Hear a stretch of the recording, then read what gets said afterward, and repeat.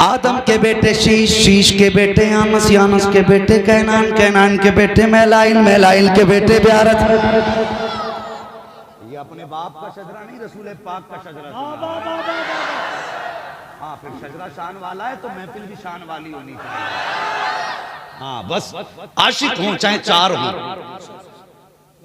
तूफान नूह लाने से आखिर क्या फायदा, एक अश्क ही बहुत है अगर कुछ असर करे।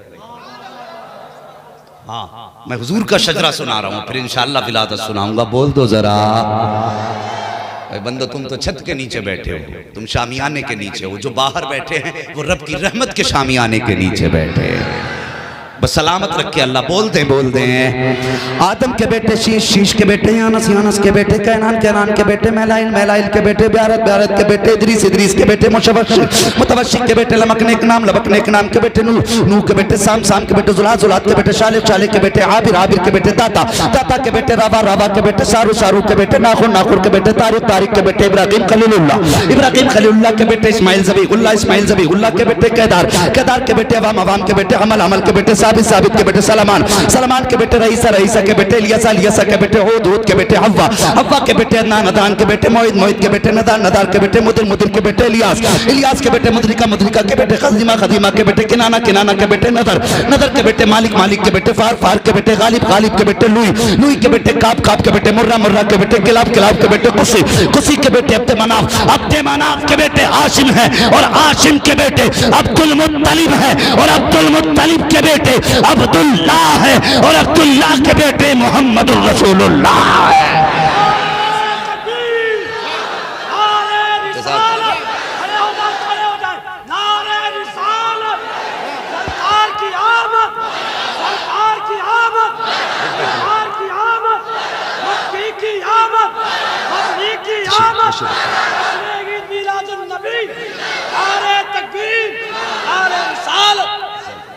अल्लाह अकबर। अब जरा आगे बढ़िए, गौर कीजिए। ये नूर हजरत अब्दुल्लाह की पुश्त में आया है, निकाह हुआ हजरत अब्दुल्लाह का सैयदा आमीना से, मुंतकिल हुआ है ये नूर हजरत सैयदा आमीना के रहम में आ गया है। 2 माह का अरसा गुजरा है। अल्लाह अकबर, जरा तवज्जो से सुनिएगा। 2 माह का अरसा हुआ है, हुजूर माँ के शिकम में आए हैं। 2 माह के अरसे के वक्त में हजरत अब्दुल्लाह सामने बैठे हैं। सैयदा आमीना का चेहरा देख के कहते हैं, मेरी आमीना परदेश जा रहा हूँ। मेरे सरताज कहाँ जा रहे हो? का परदेश जा रहा हूँ। अल्लाह अकबर, इतना सुनना था। वो लायक बीवी थी, फरमाबरदार बीवी थी। मुझे बता तो सही, जिसकी गोद में सैयदुल अंबिया आया हो वो माँ कितनी शान वाली होगी। जिसके घर के अंदर मेरे मुस्तफ़ा की विलादत हुई हो वो बाप कितनी अजमतों वाला होगा। सामने मियाँ बीवी बैठे हैं। जैसी हजरत अब्दुल्लाह ने कहा था, मेरी शरीक हयात परदेश जा रहा हूँ, इतना सुनना था। सैयदा आमीना की आंखें भर आती हैं, रो के कहती हैं, मेरे सरताज, अभी तो जिंदगी की बहारों के 2 माह गुजरे हैं, मैंने तो अभी जी भर के देखा भी नहीं है। आप साथ छोड़ने की बातें कर रहे हैं। हजरत अब्दुल्लाह कहते हैं, मेरी शरीक हयात, कुछ दिन की बात है, मैं परदेश जा रहा हूँ, वापस आऊंगा, तेरे हाथ की पकी रोटी खाऊंगा, तेरे साथ बैठ कर के प्यार भरी बातें भी होंगी। अल्लाह अकबर। हजरत आमीना ने हजरत अब्दुल्लाह को रुखसत किया है, परदेश चले गए। हजरत अब्दुल्लाह मेरे नबी के वालिद अभी मेरे हुजूर माँ के शिकम में आए हैं। 2 महीने का अरसा गुजरा है। जरा तवज्जो से सुनना प्यारे, बदबख्तों को बता दो कि मुस्तफ़ा के दीवाने नबी का मिलाद कैसे सुना करते हैं,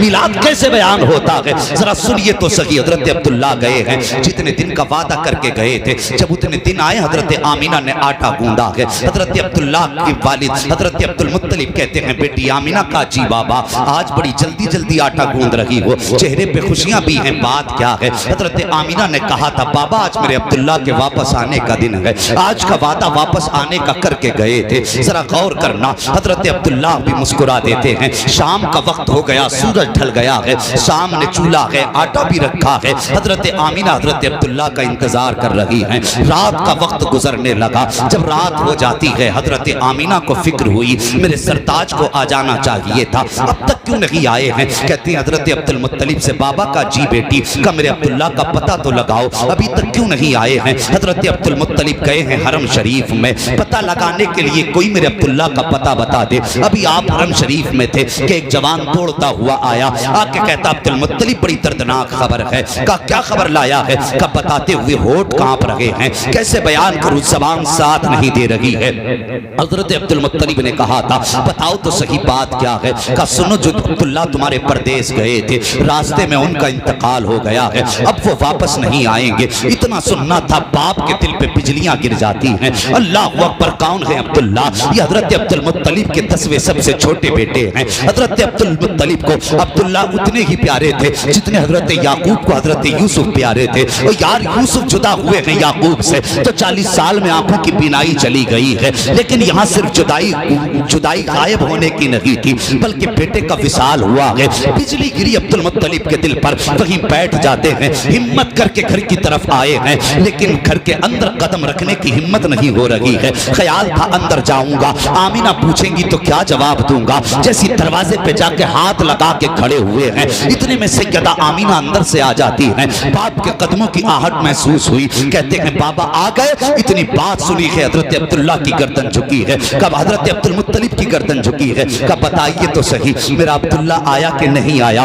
इतना सुनना था, हजरत अब्दुल मुत्तलिब की चीख निकल जाती है। रो के कहते हैं बेटी, आज के बाद अब्दुल्ला का इंतजार मत करना। जिस तू अब्दुल्ला के इंतजार में बैठी है, वो अब्दुल्ला वापस नहीं आएगा। फिर क्या था यार, हजारों बिजलियां गिरी थी अब्दुल्ला के आंगन में। सैयदा आमीना जमीन पे बैठ जाती है, यूं शिकम पे हाथ रखा था और आसमान की तरफ निगाह उठा के कहा था या अल्लाह, अभी मेरे बेटे ने जमीन पे आंख नहीं खोली है कि आने से पहले बच्चा यतीम कर दिया गया है। जब चीख मार के इतनी बात कही है, गैब से आवाज आई थी, आमीना आंसू पोंछ ले, हमने तेरे बेटे को सिर्फ यतीम नहीं बनाया है, बल्कि सारे जमाने के यतीमों का मालिक को वारिस बना के पैदा करना।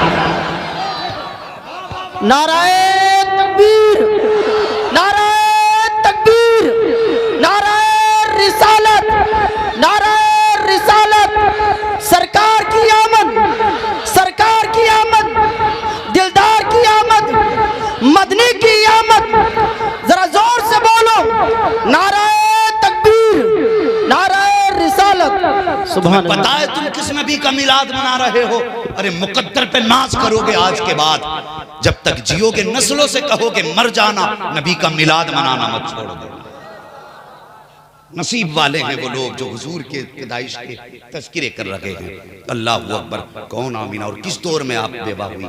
जिस दौर में बेवाओं को मनहूस समझा जाता था, जिस दौर में बेवाओं के चेहरे काले करके गधों पे बैठा के घुमाया जाता था, जिस दौर में बेवाओं को शोहर की मौत की वजह कहा जाता था, उस दौर में हजरत आमीना बेवा हुई है।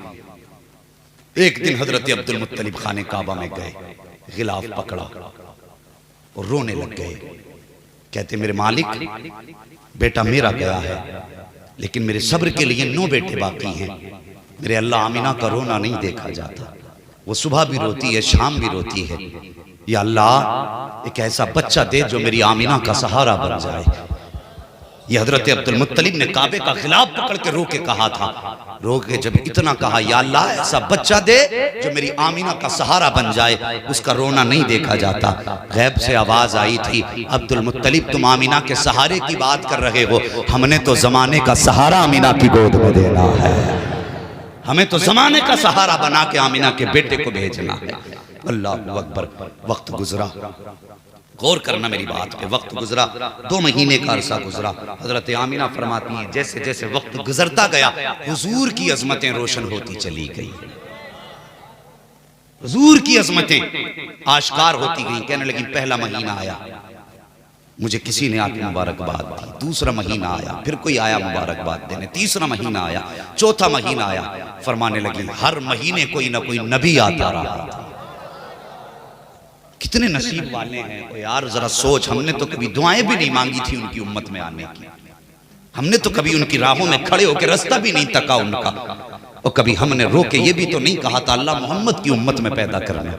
हम नसीब वाले नहीं हैं कि हमने आंख खोली, कान में कारी साहब ने आके कहा, मुबारक हो, मदीने वाले का उम्मती बन के पैदा हुआ है। कितने नसीब वाले हैं। अल्लाह अकबर। कभी तारीख पढ़िए, लोगों ने 500 साल हुजूर की राहों में बैठ के उनका इंतजार किया। हजारों साल पहले लोगों ने मुस्तफा की आमद का रास्तों में बैठ के इंतजार किया। अगर वक्त होता तो इंतजार करने वालों की कहानी सुनाता, लेकिन आज सिर्फ हुजूर की बातें करनी है कुछ देर। जरा बोल दे मोहब्बत से सुभान अल्लाह। बात समझ में तो आ रही है ना सबके? हैं? हाँ, बात समझ में भी आनी चाहिए। ये नहीं कि मौलवी कुर्सी तोड़ गया। बस ये है कि अगर कोई पूछे रात जिक्र की मिलाद की महफिल में गए थे, क्या तब्दीली आई, तो कहना सुबह को उठ के कि अब तक हमारी सुबह गाने सुन के होती थी, आज के बाद हमारी सुबह नबी की नात के तराने सुन के हुआ करेगी। ये तब्दीली लानी है। अल्लाह अकबर फरमाती हर महीने कोई ना कोई नबी आता रहा, मुबारकबाद देता रहा। जानते हो फरमाती हैं अल्लाह अकबर, फिर सैयदा आमीना के शिकम से नूर और खुशबुएं निकलने लगी।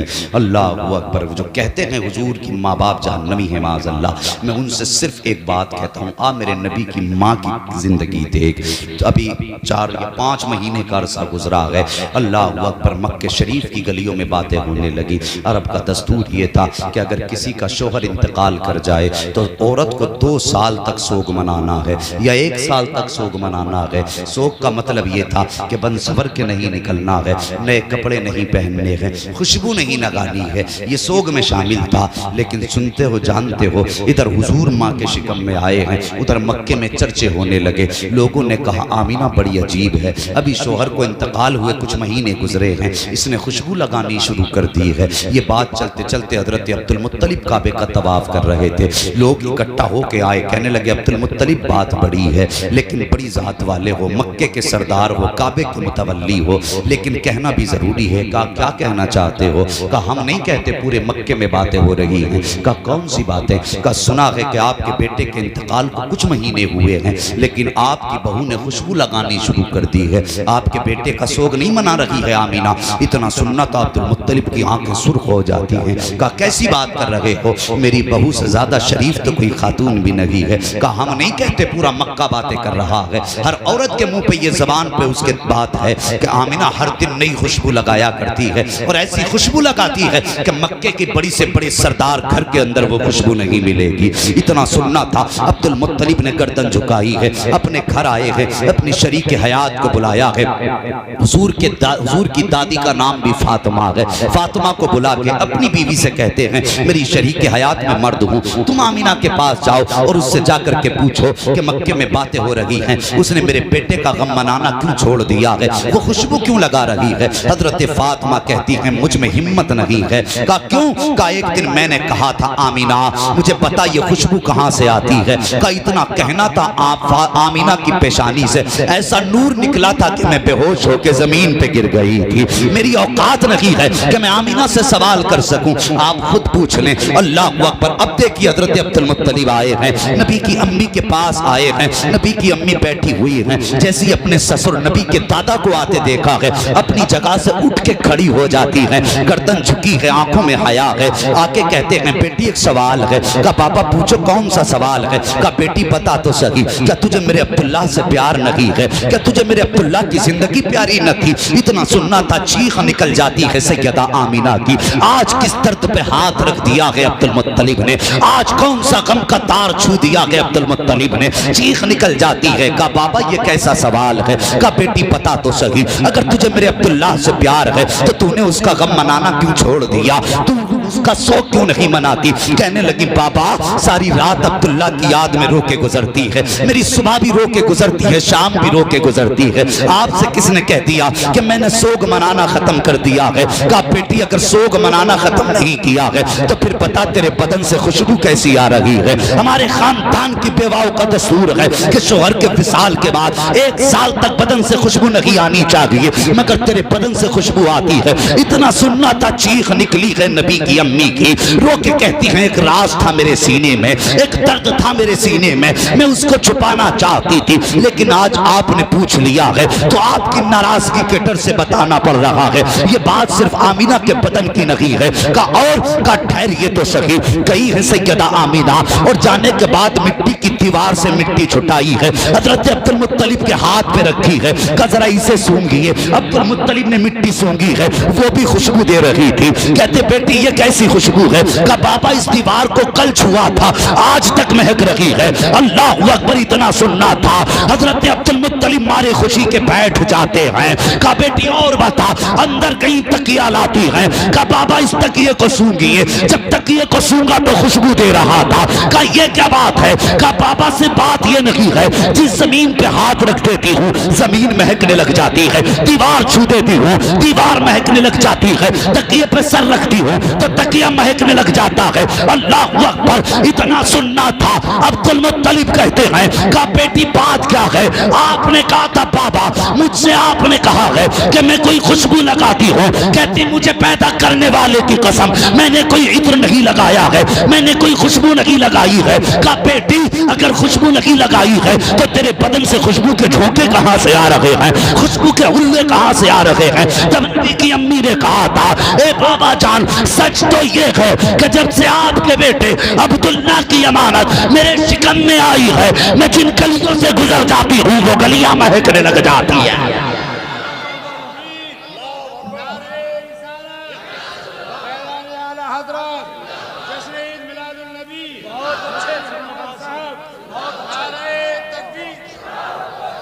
अल्लाह अकबर, कहती बाबा वो गलियां महकने लग जाती जिधर से आमना गुजर जाए। कहा बेटी तूने सच कहा।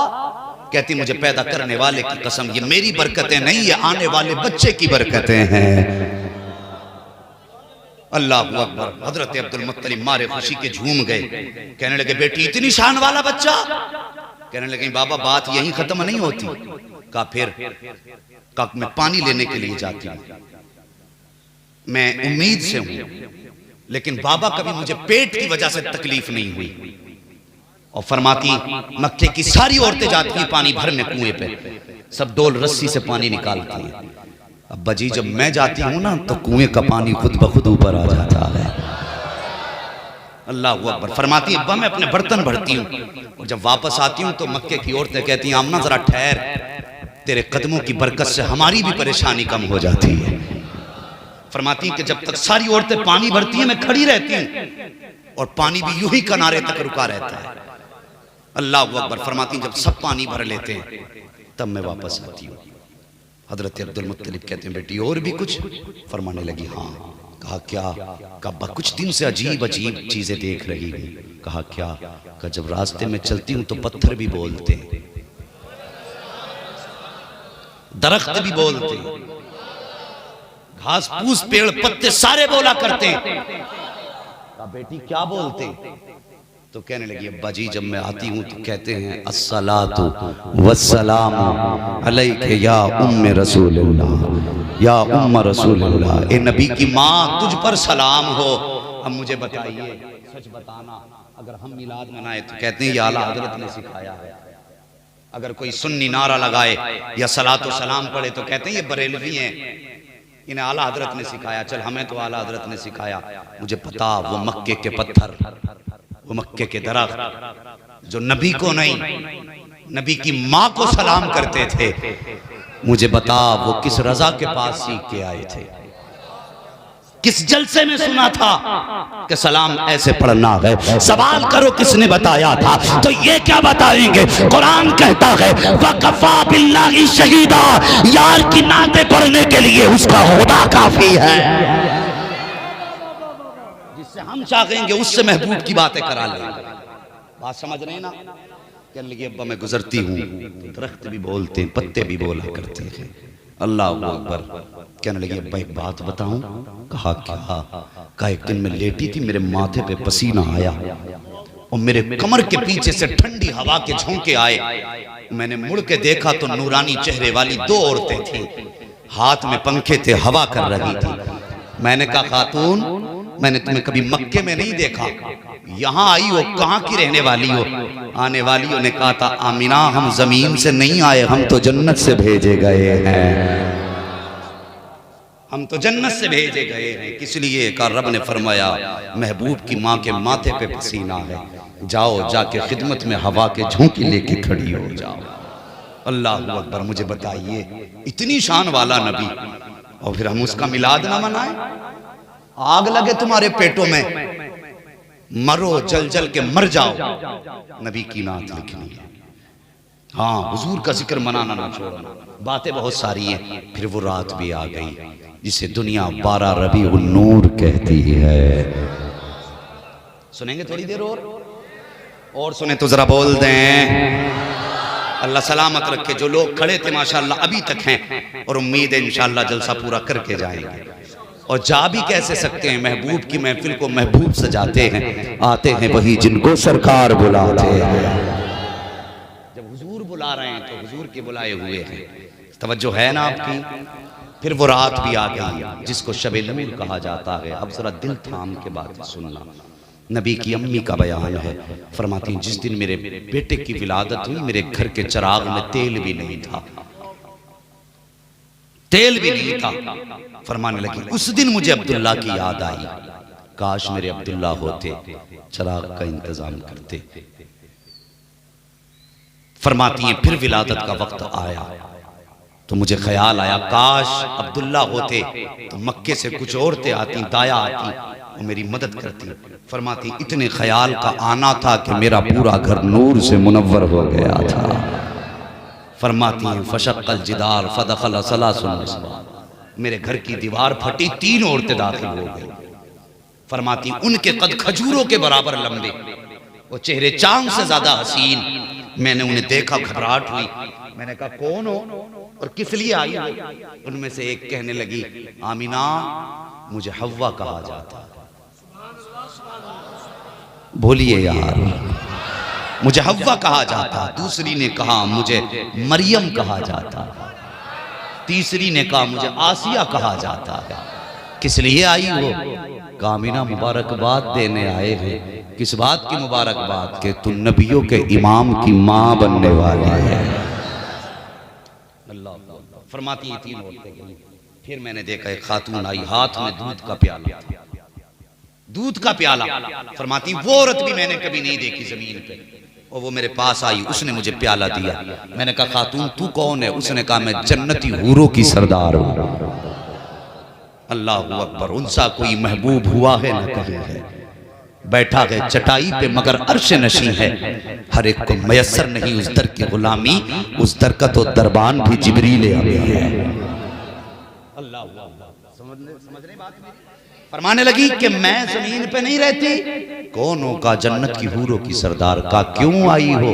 का रब ने मुझे आमीना की दाया बना के भेजा है। फरमाती मैंने दूध का प्याला पिया। अल्लाह अकबर। दूध के प्याले का पीना था। फखराजा मिन्नी नूर। जो कहते हैं हुजूर नूर नहीं है वो हमारी ना मानो, नबी की माँ की तो मानो कम से कम। फरमाती फखराजा मिन्नी नूर, मेरे जिस्म से नूर निकला। और नूर ऐसा था कि जिसके जलवों में मैंने शाम तक के महल्लात देख लिए हैं। अल्लाह अकबर। ये नबी की अम्मी का बयान है। इधर मुस्तफ़ा की विलादत का वक्त आया है, उधर रब ने देखो क्या फरमाया का फरिश्तों जन्नत को सजा दो। या अल्लाह जन्नत तो कहते ही खूबसूरत जगह को है, का और सजा दो इसलिए कि मेरा महबूब आने वाला है। जन्नत सजाई गई, मिंबर लगाया गया। मीकाईल को हुक्म होता है खड़े हो मिंबर पे, हमारी वहदानियत का खुतबा पढ़ो। अब मीकाईल खुतबा पढ़ रहे हैं वहदानियत का। अल्लाह अकबर। जन्नत का एक एक पत्ता झूम रहा है। उसके बाद रब ने फरमाया कि जाओ जिब्रील करीब आओ। जिब्रील मीकाईल इसराफील इजराइल चारों फरिश्तों को हुक्म दिया कि अपने साथ एक एक लाख फरिश्ते लेकर के जाओ और हर फरिश्ते के नीचे एक एक लाख फरिश्ता होना चाहिए। मालिक जाना कहाँ है? का आमीना के आंगन में चले जाओ, अब्दुल्ला की चौखट पे चले जाओ। का किस लिए? का महबूब की आमद होने वाली है। जाओ जाके उनकी आमद का ऐलान करो। अब जब जिब्रील आ रहे हैं, जब मीकाईल इसराफील आ रहे हैं, अल्लाह अकबर। गौर करना जो मैं बात बयान करने लगा हूँ। ये फरिश्ते आने लगे तो फरिश्ते थे, कहने लगे या अल्लाह अकेले अकेले जाना है या जमात दर जमात जाना है?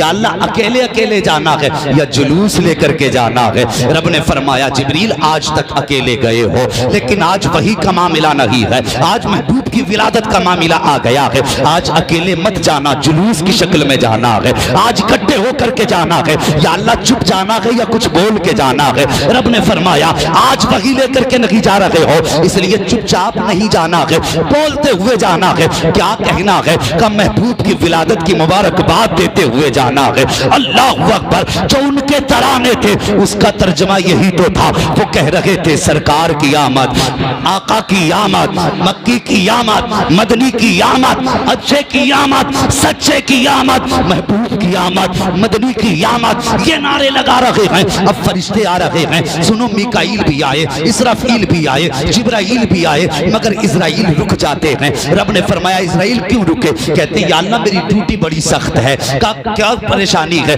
का मेरे मालिक अगर मैं चला गया, आज भी कितने घरों से उनके घरों का चिराग बुझाना है, कितने बच्चों को यतीम करना है, कितनी औरतों की मांग का सिंदूर साफ करना है, कितनी औरतों को बेवा बनाना है। मेरे मालिक मैं भी चला गया तो मेरी ड्यूटी का क्या होगा? और मौत का मामला तो यह है कि जब किसी की मौत का वक्त आना है तो मौत एक लम्हा पहले आ सकती है, न एक लम्हा बाद में आ सकती है। या अल्लाह ड्यूटी बड़ी सख्त है, अगर मैं गया मेरी ड्यूटी का क्या होगा?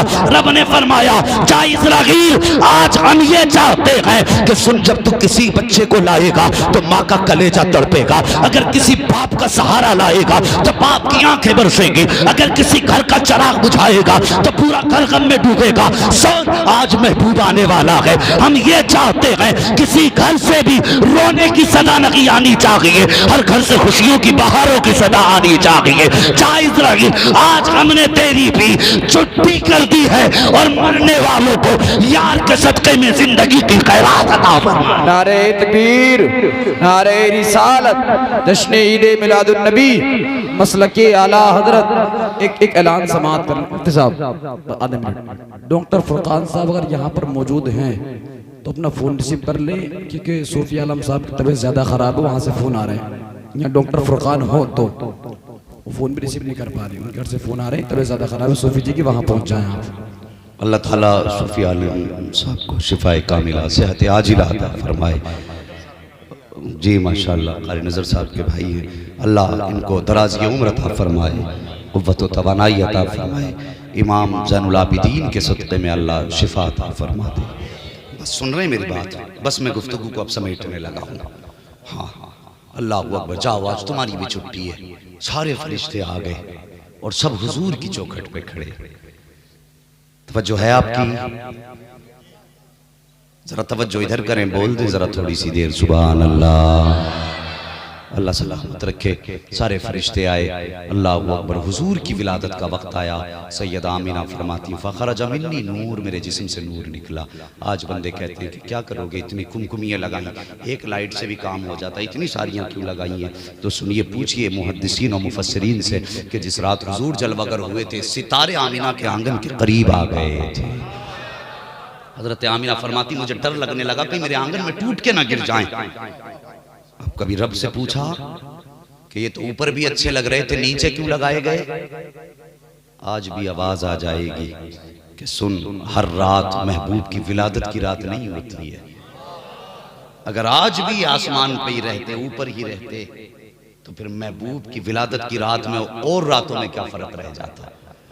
फरमाएगा इसलिए हमने सितारे नीचे कर दिए। बातें बहुत सारी हैं, बस इतना सुन लें। फरमाती फ़खरज मिन्नी नूर, मेरे जिस्म से नूर निकला, मेरे बेटे की विलादत हो गई।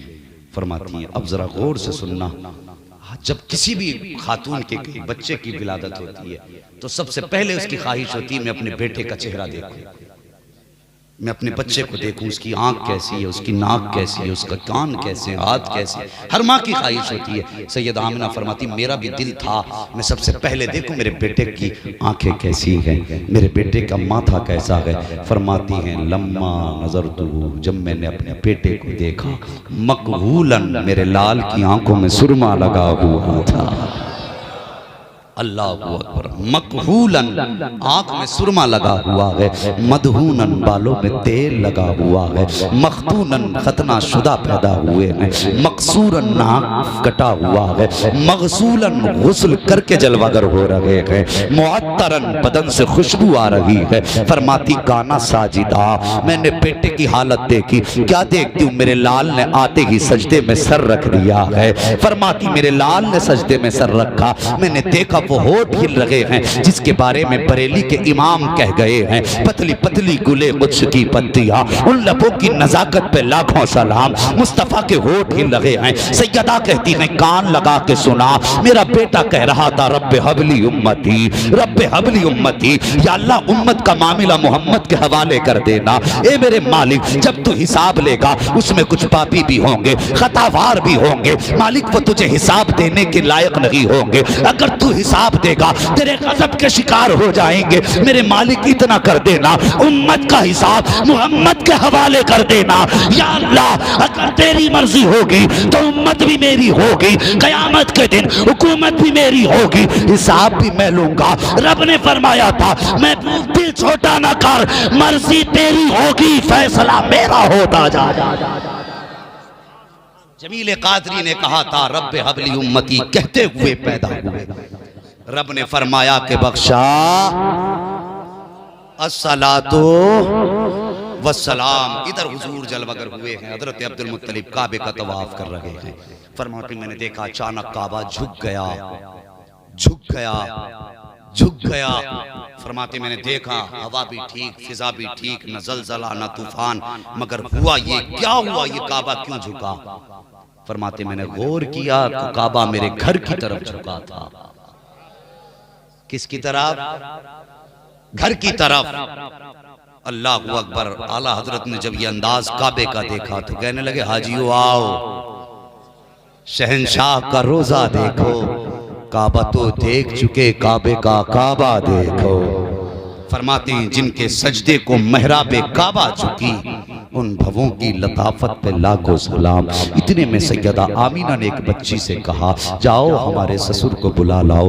बच्ची तोड़ करके आई है। अल्लाह अकबर। हजरत अब्दुल मुत्तलिब के पास आके कहती है कि आपके घर में बड़ा खूबसूरत बच्चा पैदा हुआ है, आपका पोता पैदा हुआ है। इतना सुनना था। अब्दुल मुत्तलिब कहते हैं मैं दौड़ के घर की तरफ आया, जैसे अपने दरवाजे पे पहुंचा तो एक नौजवान हाथ में तलवार लेके खड़ा था। फरमाते मैंने अंदर जाना चाहा, उसने तलवार बीच में लगा दी। अब्दुल मुत्तलिब अंदर नहीं जा सकते। मैंने कहा क्यों, ये मेरा घर है। कहा होगा घर तुम्हारा लेकिन अंदर नहीं जा सकते। तो आप फरमाते मैंने कहा मुझे नहीं पहचानते, मैं काबे का मुतवल्ली हूँ। हिम्मत कैसे हुई रोकने की? जब इतनी बात कही तो जो तलवार लेके खड़ा था उसने कहा अब्दुल मुत्तलिब ठीक है, आप काबे के मुतवल्ली हैं, घर आपका है, पोता आपका पैदा हुआ है, लेकिन रब का फैसला ये है कि जो बच्चा आया है पहले उसे अर्श वाले देखेंगे, उसके बाद फर्श वाले देखेंगे।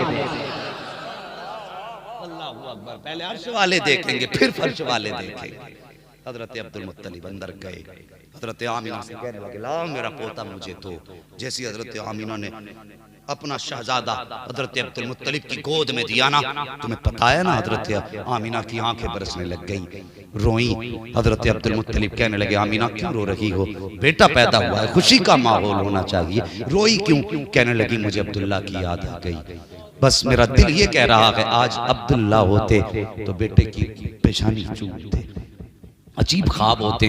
फिर फरमाने लगी मेरा बेटा यतीम है। अल्लाह अकबर। अगर बाप होते तो इसको उंगली पकड़ के टहलाते, बाप होते तो सीने पे थपकी दे के सुलाते। मेरा बेटा किसके सीने पे सर रख के सोएगा? कौन मेरे बेटे की उंगली पकड़ के चलाएगा? कौन मेरे बेटे को बाप का प्यार देगा? कौन मेरे बेटे के खिलौने का इंतजाम करेगा? हर बच्चे की हसरतें बाप के साथ जुड़ी होती हैं। मेरे बेटे के ये ख्वाब कौन पूरे करेगा? इतनी बात कही है, आंख में आंसू हैं। गैब से आवाज आती है आमीना आंसू ना बहा, ये बेटा अब्दुल्लाह का है, महबूब हमारा है।